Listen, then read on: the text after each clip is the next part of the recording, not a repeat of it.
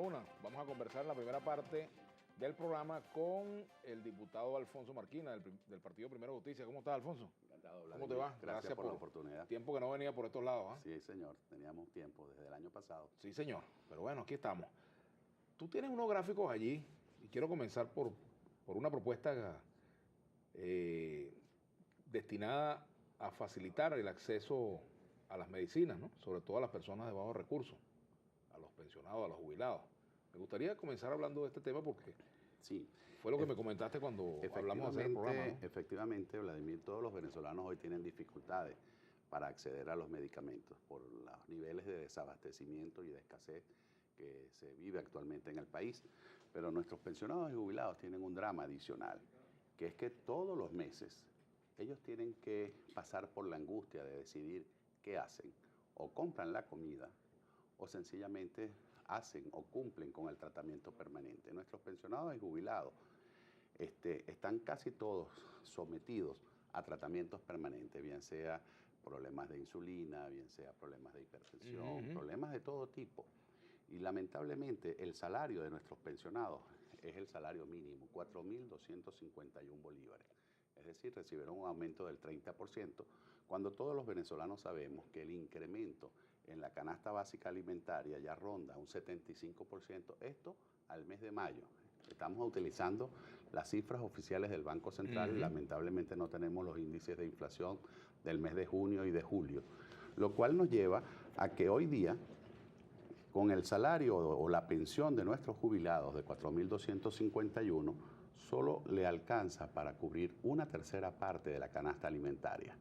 Y por supuesto, si lo llevamos a la canasta familiar, se necesitarían por lo menos 4 o un poquito más. ¿De cuántos jubilados estamos hablando en el país alrededor? Estamos hablando actualmente de 2,5 millones de jubilados y pensionados, de acuerdo a las cifras del gobierno nacional. Ahora bien, eso tenemos una estimación hecha por los especialistas en la materia. Por lo menos 6 de cada 10 pensionados y jubilados tienen problemas de hipertensión o problemas cardiovasculares, pero también sufren de algunas patologías como la diabetes, la artritis, tenemos la cardiopatía isquémica, la hipertensión, lo que llaman la hipertensión silenciosa.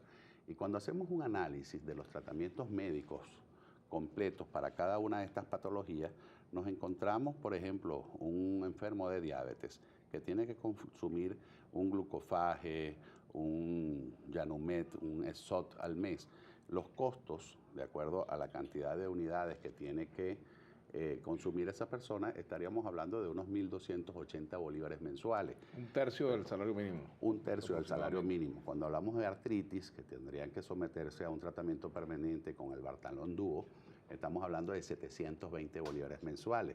Pero cuando nos vamos a otras enfermedades como la cardiopatía, un tratamiento completo para un venezolano que tiene esta patología requiere por lo menos de 2.200 Ahora, bolívares. ¿no hay políticas del Estado para darle estas medicinas gratuitas a los...? Entiendo que el Seguro Social tiene un programa de... Lamentablemente esos programas no existen. Esos programas, cuando ves incluso la queja de nuestros enfermos, por ejemplo, del SIDA, que no se consiguen los retrovirales, que es una obligación del Estado el suministro de estos medicamentos, cuando ves que no se consiguen los implementos para dializar a muchos venezolanos, muchísimo menos tenemos la posibilidad de que nuestros enfermos, en este caso nuestros pensionados y jubilados, puedan acceder a estos medicamentos. Lo que estamos planteando con esta ley es que se cree un bono de medicina para nuestros pensionados y jubilados que sufran de patologías permanentes, es decir, aquellos que comprueben con los informes médicos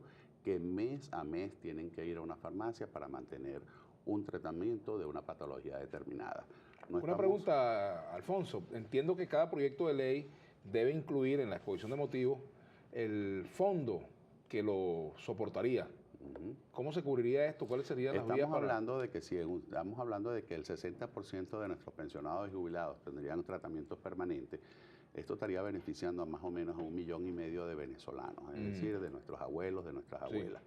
Y que con un costo, de acuerdo a la propuesta que estamos nosotros estableciendo, de 6 unidades tributarias. Las establecemos en unidades tributarias porque Venezuela está sufriendo una economía inflacionaria y para no tener que estar mes a mes revisando el aporte que se haría en este bono, la establecemos en unidades tributarias para que se actualice en la misma medida que el gobierno nacional actualice las unidades tributarias.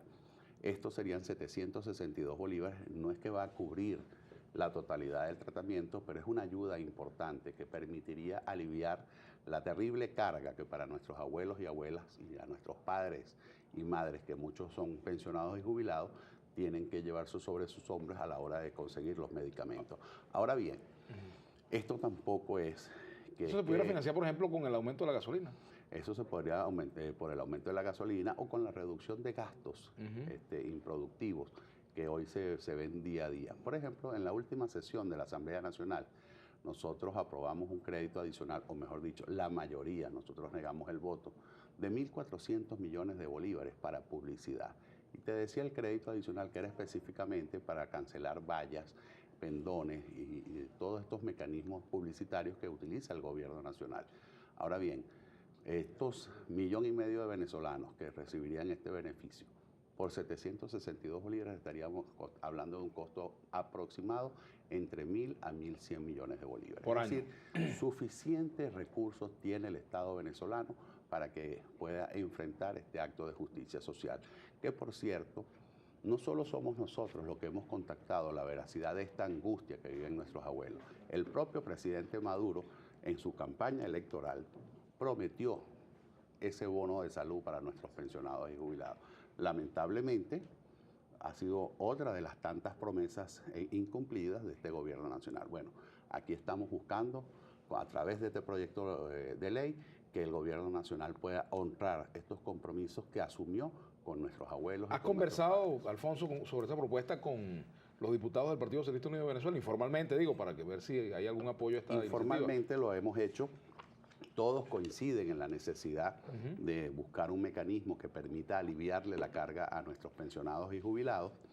Efectivamente, la Asamblea hoy está de vacaciones y estamos nosotros en un proceso de recolección de firmas para que este proyecto de ley vaya por iniciativa popular. Y aprovecho tu programa para invitar no solo a nuestros pensionados y jubilados a que con su rúbrica le den fuerza a este proyecto de ley, sino también a los hijos, a los nietos, a todos los que vemos las angustias de nuestros padres y de nuestros abuelos, que mes a mes no encuentran cómo cumplir los medicamentos de esos tratamientos permanentes a los que están sometidos. Por cierto, Alfonso, que este tema lo relaciona también con la escasez de medicamentos y con el trabajo que se ha venido adelantando a través de la superintendencia que encabeza Andrés Eloy Méndez, a quien vamos a tener invitado en la segunda parte del programa. Me gustaría saber también tu impresión sobre este tema del contrabando, porque no solamente se está contrabandeando gasolina, no solamente alimentos, o qué sé yo, harina de maíz precocida, insumos para el mantenimiento del hogar, sino también medicamentos, incluso inyectadoras, etcétera, etcétera, ¿no? De acuerdo a los decomisos que se han hecho, también han encontrado parte de este tipo de cosas. Lamentablemente, la conducta de este gobierno ha sido la de, por ejemplo, que un paciente llegara a un hospital con una hemorragia producto de una herida y en vez de buscar, de suturar y resolver el problema de la herida, bueno, lo que se le ponga es una especie de torniquete para que no siga perdiendo sangre. Así lo vemos con el control de cambio y lo vemos con estas medidas. Resulta que la escasez es la verdadera razón por la que hoy día tenemos especulación, acaparamiento y contrabando. Si el gobierno nacional no ataca el problema de fondo, que es la falta de producción, producto de esa política de expropiación y de confiscaciones y de estas políticas de controles excesivos que lo que han hecho es ahuyentar la producción nacional, difícilmente podrás resolver el problema de la escasez y de la inflación que hoy viven los venezolanos. Los venezolanos tenemos legítimo derecho de comprar lo que querramos y la cantidad que podamos de acuerdo a nuestro poder adquisitivo. Yo quisiera ver un país donde los anaqueles estuvieran llenos de productos hechos en Venezuela y que cada uno de nosotros decidiera la marca del producto que quiere consumir. Esto de utilizar el contrabando como excusa para pretender imponer en Venezuela una especie de libreta de racionamiento cubano que se puede llamar sistema biométrico, se puede llamar cactahuella, tarjeta magnética, chip, no es otra cosa que el control absoluto del Estado que pretende decidir sobre cada venezolano qué debe consumir y en qué cantidad. Lo triste de todo esto es que el verdadero problema del contrabando no se está atacando, Vladimir. ¿Cuál es el verdadero problema del contrabando? El problema es el estado de perversión, de corrupción y de desatención que tiene la frontera venezolana. Lamentablemente, cuando tú hablas, por ejemplo, en Táchira, del contrabando de extracción de la gasolina, ¿cuánto tiempo tienen ya con el cheat? ¿Desde cuándo tienen control? ¿Han logrado realmente acabar con el contrabando de extracción? Cerrar la frontera, o sea, el paso oficial entre Venezuela y Colombia resuelve el problema, cuando todos sabemos que no es precisamente por el paso oficial, sino por las trochas. Y en la Bueno, cual han destruido no sé cuántas trochas que parece que... se dice que están destruyendo y ojalá eso fuera una política permanente. Lamentablemente cuando tú ves, y todo el que vive en la frontera sabe que ahí están involucrados incluso funcionarios de los más altos niveles del gobierno y de nuestras Fuerzas Armadas Nacionales.